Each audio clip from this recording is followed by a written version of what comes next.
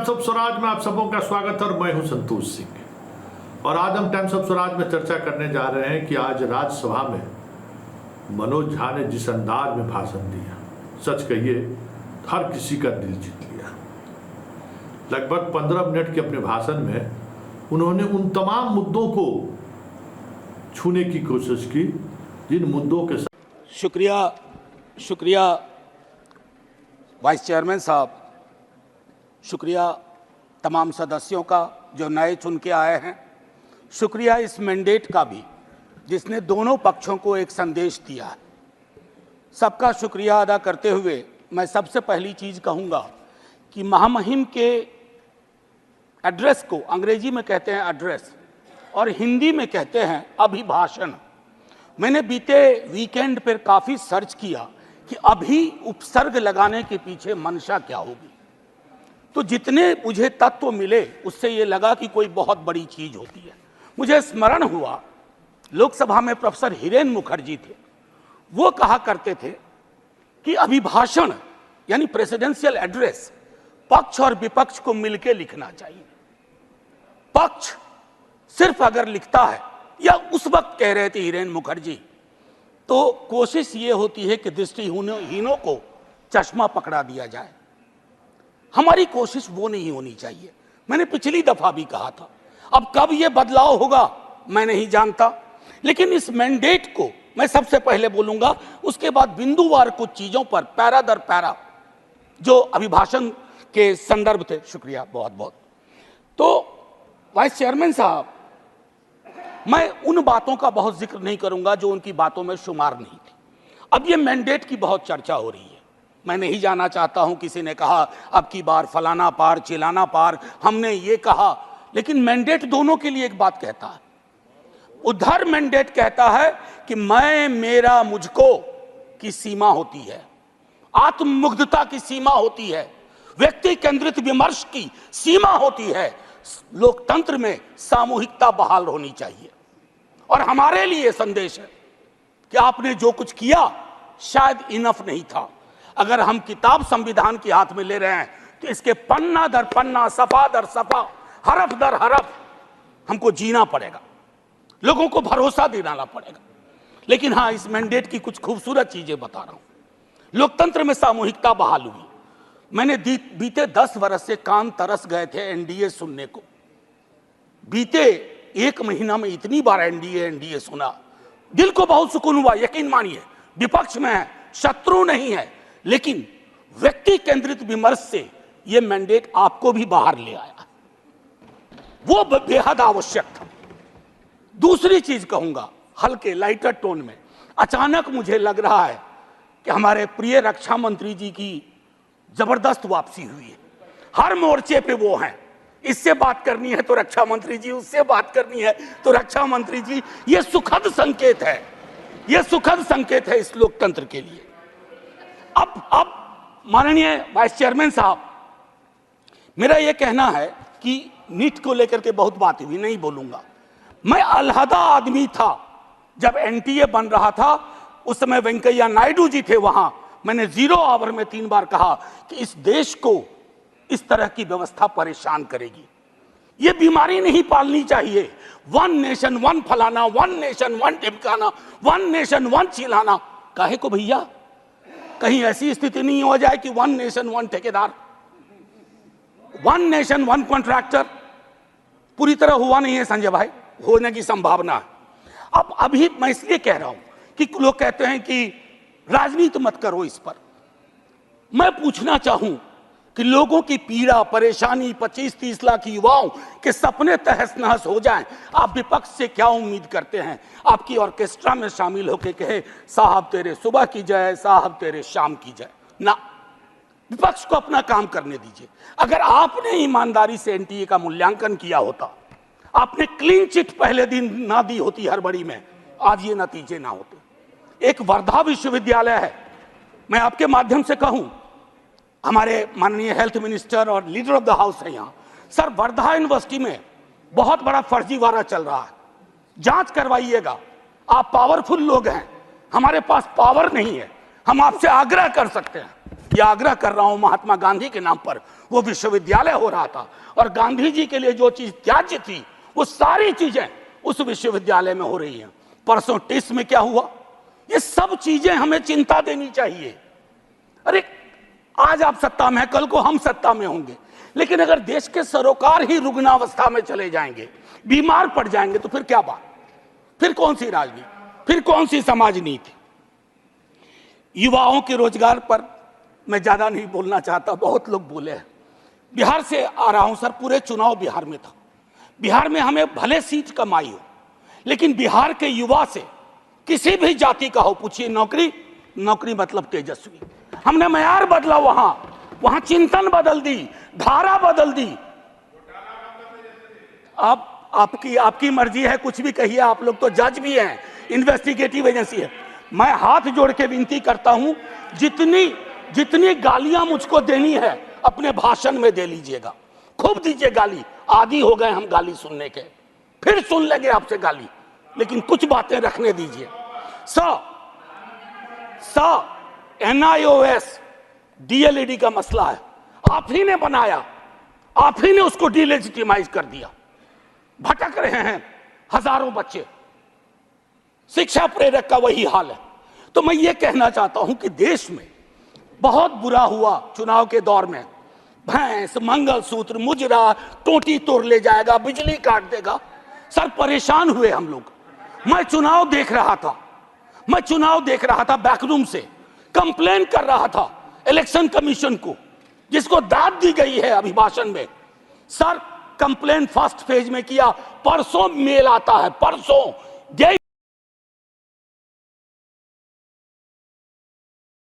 सहारे मोदी को भी घेरा जा सके। लेकिन इस बीच अपने भाषण में उन्होंने तेजस्वी को भी नसीहत दे दी, और वो इस अंदाज में नसीहत दे दी कि शायद तेजस्वी को उसे समझने में थोड़ा वक्त लगेगा, लेकिन इशारों में ही सही बिहार में या देश में इंडिया गठबंधन क्यों नहीं मोदी को हरा पाई, इसको लेकर बड़ी ही स्पष्टता से, बहुत ही संक्षिप्त में ऐसी बातें उन्होंने कह दी जिन बातों को लगातार हम संकेत में ही सहारे कहते आ रहे थे। तो जरा आप भी सुनिए हार का ठिकरा, या कह सकते हैं कि हार का संदेश, किस तरीके से मनोज झा ने राज्यसभा में आज महामहिम के अभिभाषण पर बोलते हुए उन्होंने इशारों में ही सही तेजस्वी को नसीहत दे दी कि अगर इस तरीके की राजनीति अगर बिहार में चलती नहीं तो सत्ता में वापसी वाकई में मुश्किल है। जरा सुनिए मनोज झा क्या नसीहत दे रहे हैं, मुसलमानों को लेकर बीजेपी को क्या कह रहे हैं, जरा सुनिए, एकदम आराम से उनके भाषण को सुनिए और आनंद लीजिए।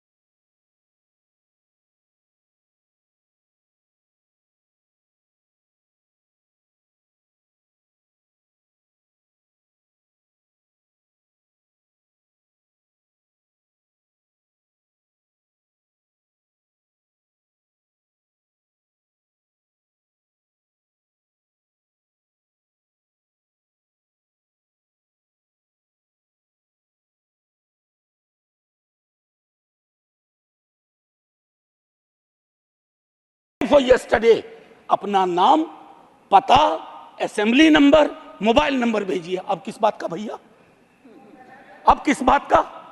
ये व्यवस्थाएं हैं। इलेक्शन कमीशन की क्रेडिबिलिटी पे एक सर्वे हुआ, 28% लोगों का सिर्फ भरोसा है। इससे ज्यादा भरोसा तो पंचायत वेब सीरीज में फुलेरा के ग्राम प्रधान का है। लोगों को यह सोचना चाहिए।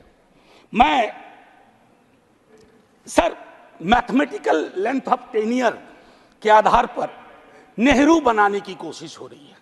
Sir, mathematical length of tenure से नेहरू नहीं बनता।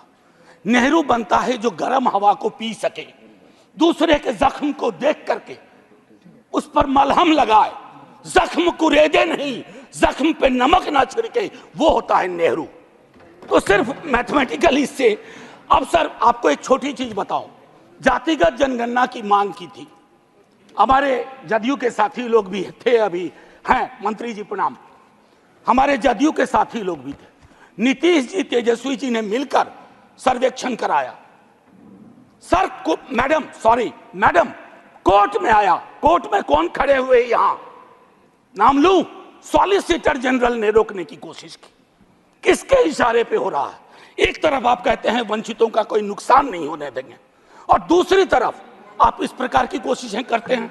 आज बिहार की सबसे बड़ी मांग है कि सर्वेक्षण के बाद जो आरक्षण का आधार बढ़ाया गया उसको 9वीं अनुसूची में डालिए। अभी पटना उच्च न्यायालय का एक निर्णय आया है, हम इंतजार करते रहे हैं सरकार से, बिहार की सरकार से, कि वो चैलेंज करे इसको, नहीं तो राष्ट्रीय जनता दल पिटीशन लेके जाएगा सुप्रीम कोर्ट। सर आप बोल दीजिएगा, अभी तक गई नहीं है, मुझे भी जानकारी है सर, बहुत फॉलो करता हूं क्लोजली, बहुत क्लोजली फॉलो करता हूं सर। अभी महामहिम ने मेजॉरिटी की बात की, मैं उस पर शुरू में बोल चुका हूं। लेजिस्लेटिव मेजॉरिटी को हमेशा मॉरल मेजॉरिटी के सापेक्ष रखना होगा, मॉरल मेजॉरिटी के सापेक्ष। अगर आप मॉरल मेजॉरिटी से नहीं चलाते हैं तो लेजिस्लेटिव मेजॉरिटी जिस दिन साइकिल पे तीर सवार हुआ ना, ये उड़ जाएगा। साइकिल चुनाव चिन्ह है टीडीपी का, और तीर हमारे रामनाथ भाई का, जनता दल यूनाइटेड का। एनीवे सो भाजपा का देखिए, कभी कभी मैंडेट कितना खूबसूरत काम करता है। हम बचपने से बीजेपी को मैं फॉलो कर रहा हूं, सारी पार्टीज को करता हूं, बीजेपी को भी कर रहा हूं। बीजेपी का संकल्प पत्र हुआ करता था, इस बार वो हो गया था मोदी जी की गारंटी। इस डेमोक्रेटाइजेशन का जो मैंडेट है, इससे आपको बहुत बड़ा फायदा है। व्यक्ति के समक्ष कोई भी दल समर्पित ना हो जाए, ये मैं समझता हूं उपलब्धि आप लोगों की भी है जी। आरजेडी गारंटी नहीं लिखती है व्यक्ति की।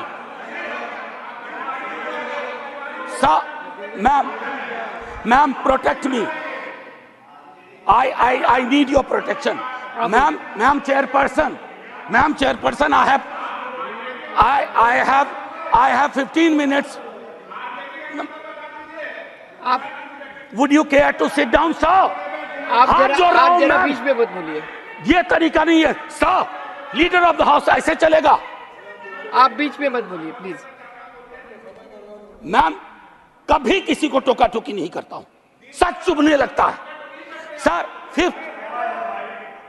मैं फिफ्थ पैरा दिखाना चाहता हूं, प्रेसिडेंट के एड्रेस का 5th पैरा। इसमें कहते हैं ग्रोथ स्टोरी, अच्छा लगता है सुन के। What kind of growth? कैसी प्रगति, कैसा विकास? Joblessness, hopelessness, फेसलेसनेस।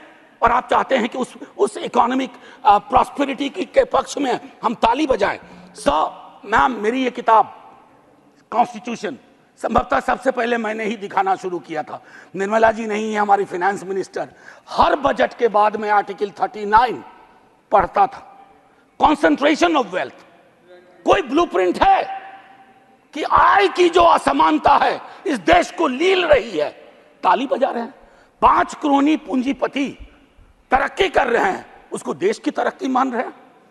कभी उस युवा से पूछिए वो देश की तरक्की को कैसे देख रहा है, ऐसा जवाब देगा कि मुश्किल पड़ेगा हैंडल करना। मैम, पैरा 16 में बाबा साहब को सेलेक्टिवली कोट किया गया। ये सेलेक्टिव कोट बड़ा परेशानी का चीज है कि आप किसी को सेमीकोलन के बाद कोट कर दें, उसके पहले की बात छोड़ दें। ये इसको हम लोग की भाषा में, एकेडमिक्स में कहते हैं ऑलमोस्ट अकिन टू प्लेजरिज्म। वो किया गया। अब प्रधानमंत्री जी ने चुनाव के वक्त कहा कि एक ही जाति है, वह है गरीबी। सुनने में शायराना लगता है, खूबसूरत लगता है, फिल्मी लगता है, लेकिन ऐसा क्यों है कि जातिगत हिरार्की में नीचे जाते हैं तो गरीबी बढ़ती है, ऊपर जाते हैं तो गरीबी घटती जाती है। अब मैं समझता हूं कि ये एनएफएस, नॉन फाउंड सूटेबल, ये चिंता का विषय है सबको। अभी अनुप्रिया पटेल जी को चिट्ठी लिखनी पड़ी है। मैं बताऊं, ये एक मानसिक रोग है जो नॉन फाउंड सूटेबल करता है विश्वविद्यालयों में। इस मानसिक रोग से डील नहीं किया ना तो हमारी कथनी और करनी में मीलों का फासला होगा। कहा गया पहले की कुछ सरकार अनस्टेबल थी, लेकिन अगर आप प्रो पीपल लेजिस्लेशन का विश्लेषण करें तो सबसे ज्यादा खूबसूरत क्षण सो कॉल्ड कोalition गवर्नमेंट में आई है। और मुझे उम्मीद है कि आपकी इस कोalition गवर्नमेंट को भी उस प्रेशर को समझते हुए प्रो पीपल लेजिस्लेशन पे काम करना पड़ेगा। टू बिगिन विथ अग्निवीर को सेना में भर्ती को पुरानी तरीके पर लाइए ताकि युवाओं के साथ न्याय हो पाए। मैम, वो मैं बोल चुका हूं। भारतीय न्याय संहिता आज से लागू हो गई, लेकिन हमें याद रखना चाहिए 150 सांसदों के निलंबन के साथ यह पास हुआ है। इसमें कोई चर्चा नहीं हुई। ये एक कदम है पुलिस स्टेट की ओर, एक ऑर्वेलियन स्टेट की ओर। इससे मैं आगाह करता हूं, क्योंकि हमेशा आप वहां नहीं होंगे। जब यहां होंगे तो यही दंड प्रावधान लागू होंगे। मैं और सुनिए, para 26 disruptive forces are conspiring to weaken democracy. महामहिम से कहलवाया गया। ये स्टैन स्वामी कौन थे? कैसे इस दुनिया से गुजर गए? क्यों आज भी उमर खालिद, मीरान हैदर, खालिद सैफी जैसे जवान जो सरकार की आलोचना को देश की आलोचना बना दिया गया। और मैं 2 किताब, अगर ये किताबें मेरे पास आती हैं तो नड्डा जी के कार्यालय में भी पहुंचना चाहिए। The incarcerations by Alpa Shah और ये challenging caste by Ajaz Ashraf. ये दास्तान है democracy, how it is being muzzled. Anyway, ma'am, मैं ज्यादा वक्त लेते हुए नहीं कहूंगा। इमरजेंसी पे बात हुई मैम, वाइस चेयरपर्सन, इमरजेंसी पे बात हुई। सचमुच बहुत बुरा अध्याय था, लेकिन मुझको लगता है कि इंदिरा जी के एडवाइजर बहुत स्मार्ट नहीं थे। आज की तरह के होते ना तो कहते 352 की जरूरत भी नहीं है, ऐसे ही बना देंगे। ये हालात, ये फर्क है। और आखिरी में कहूंगा कि ये जो चुनावी विमर्श है, इसकी वजह से जहर बहुत है समाज में। लिंचिंग चल रही है, लिंचिंग। मैं कितने विजुअल्स बताऊं। आज से 3 दशक पूर्व मुझे स्मरण है, राही मासूम रजा ने एक छोटी कविता लिखी थी। मैं यही कह के खत्म करूंगा। उन्होंने एक कविता लिखी थी। वो आधा गांव के लेखक थे। कई लोग उनको महाभारत के लेखक के रूप में जानते हैं। उन्होंने एक, और उनके लिए गंगोली और गंगा उनकी मां थी। ये था एक भारतीय मुसलमान का चित्रण। उन्होंने लिखा था, मेरा नाम मुसलमानों जैसा है, मुझको कत्ल करो और मेरे घर में आग लगा दो, मेरे उस कमरे को लूटो जिसमें बयानें जाग रही हैं मेरी, और जिसमें मैं तुलसी की रामायण से सरगोशी करके कालिदास के मेघदूत से कहता हूं मेरा भी एक संदेश है। अब आइए दूसरा, ये 3.5 दशक पूर्व लिखी गई अभी, और यही मैं खत्म करूंगा। ये पूरे देश का चित्रण है, ये हम सब के लिए आईना है। वरना मारे जाओगे, रघुवीर सहाय को याद करते हुए एक युवा कवि अदनान नाम के लिखा है। मत भूलो कि तुम मुसलमान हो, बस 30 सेकेंड और लूंगा। मत भूलो कि तुम मुसलमान हो, बस लोगों को छलावा देते रहो कि तुम मुसलमान नहीं हो, वरना मारे जाओगे। राह चलते ख्याल रखो कि कहीं तुम्हारी कमीज से मुसलमान होने की बू तो नहीं आ रही। ख्याल रखो किसी से बहस करते हुए, कुछ बोलते हुए, कुछ करते हुए, यहाँ तक कि हंसते और रोते हुए भी कि कहीं तुम मुसलमान तो नहीं लग रहे हो वरना मारे जाओगे। ये बात हमेशा याद रखो कि तुम एक मुसलमान हो और तुम मरोगे नहीं, एक दिन मारे जाओगे। विवेकहीनता, तर्कहीनता के समाज को ध्वस्त करिए। आइए हिंदुस्तान बनाए, वो हिंदुस्तान जहां कोई फर्क ना हो, गले लग सकें। ये नहीं कि चुनावी मंच से कुछ, जमीन पे कुछ।